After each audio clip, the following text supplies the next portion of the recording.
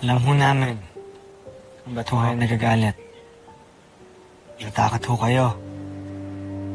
Lalo na ako kay Little John. 3 kayo, anak. Paano kung natalo kayo? Eh, di 3 din kayong sabay-sabay na mawawala sa akin. Pero hindi naman po nangyari ang aking natatakot niya, Ma. At kahit kailan hindi po mangyayari yun.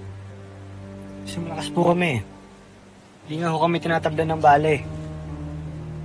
Iba ang armas ng mga Bozanian, anak. Imposibleng hindi kayo tablan nun. Ma, trust. We trust you. Kayo ni Papa, Dr. Smith. Kaya may confidence ho kami lumaban gamit ang Voltes robot. Kasi alam ho namin na kayong gumawa nun eh. Trust, Ma.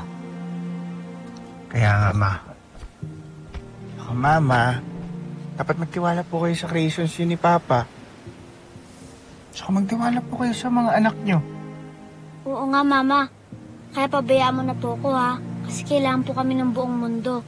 Kami po ang regalo niyo sa planet natin. Sa mag-iingat kayo mga anak, ha? Huwag niyo hahayaang may mangyaring masama sa inyo. Promise.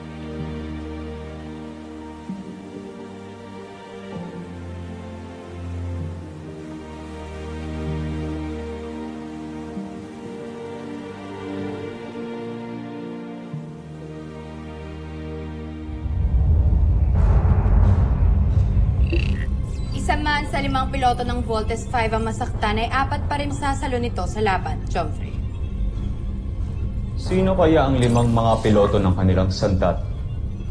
At hindi lamang yun. Meron pa kami isa nakakabahalang impormasyon na natanggap.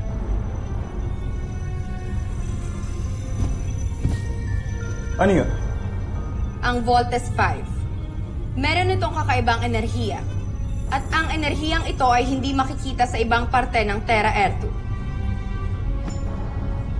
Maaaring galing yan sa Bozan. Paumanhin, Jomfrey. Pero walang kakayahan ng mga taga-Terra Ertu upang makarating sa ating planeta. Kaya, saan kaya nanggagaling yan?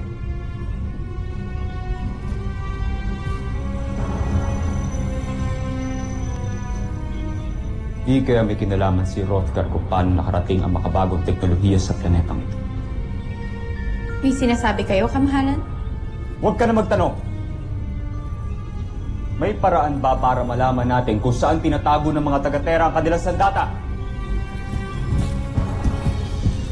Yan, kamahalan, ang aalamin ni Zul. Antayin na lamang natin ang kanyang pag-uulat. Teka, hindi mo pwedeng alamin natin lahat? Bakit puro si Zul? Zul! Kasama.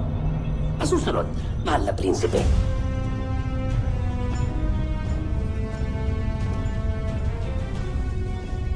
Kailangan nating malaman kung saan nakakadlong ang sandatang tinatawag na Voltes 5.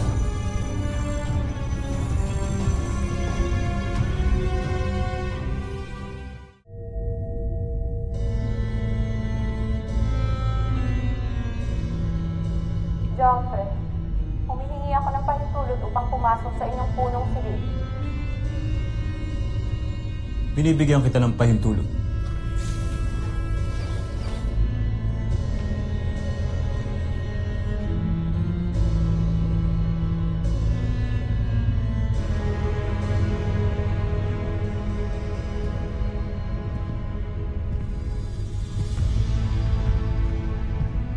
Nais ko lamang malaman kung may pag-uutos pa kayo.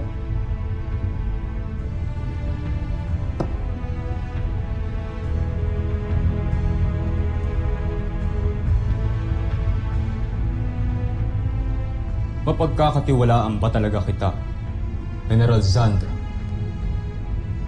Jomfrey, gaya ng sinabi ko sa inyo.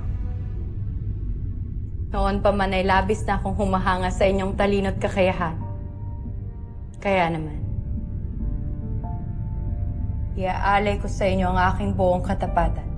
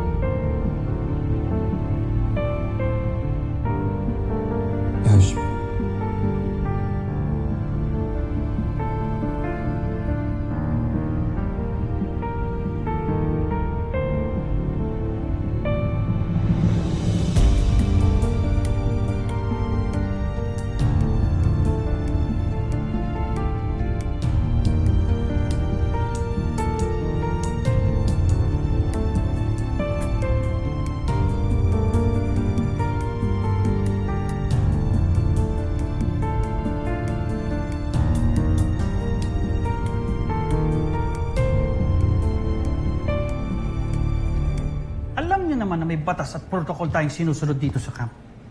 At dahil nagkaroon kayo ng breach, I have no choice but to enforce a non-punitive punishment. So beginning tomorrow, ititigil nyo na ang training ninyo.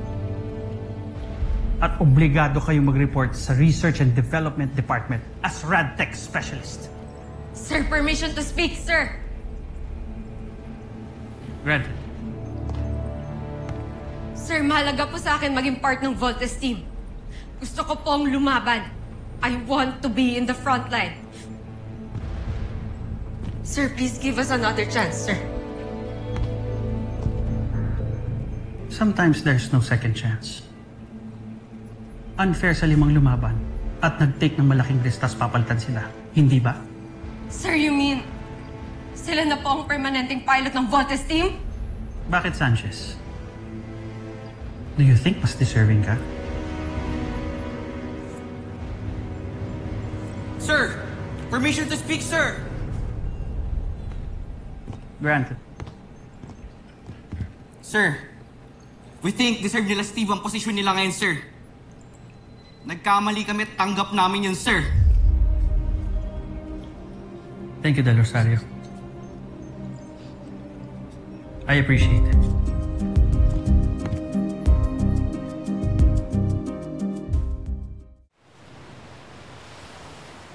Good boy, Alpha. Buti na lang talaga. Tinayagan ako ni Dr. Smith na isama ka dito sa camp, no? Maswerte nga sila Steve at Jamie. Nakikita nila mama at papa nila.